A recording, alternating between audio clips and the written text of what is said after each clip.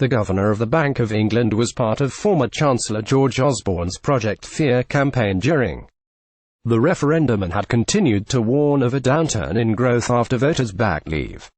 But speaking to the Treasury Select Committee, Mr. Carney has at least recognised that living standards are set to go up. He told MPs that for the first time since the 2008 financial crash under the last Labour government he expected to see a return to real income growth this year.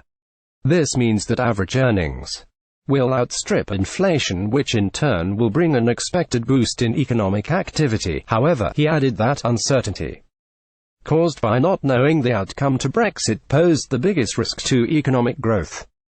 Mark Carney has backtracked on his Brexit doom comments. There will be some very big developments over the course of this year. Mark Carney. Mr. Carney has also kept his options open for an increase in interest rates in what could be a major boost for pensioners with investments but a problem for mortgage holders.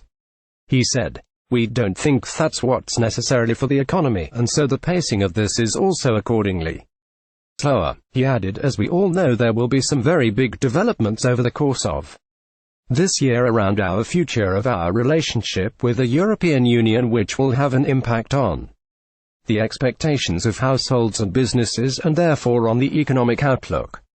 Monetary policy is nimble, it will react to those expectations. There will also be other development that we can't anticipate, and of course we will.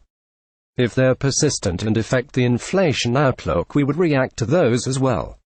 Andrew Haldane warned that the jobs boom in Britain could be at risk. However, Andrew Haldane, the bank's chief economist, warned that the jobs boom in Britain is at risk if there is a delay in raising interest rates.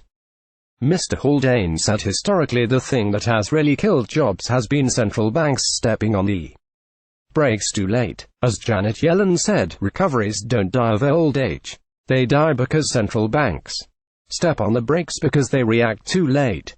And we're absolutely clear, we don't want to be back there again because it's bad news for jobs. And that means going in this limited and gradual way to head things off in advance to prevent having to step on the brakes, a handbrake turn.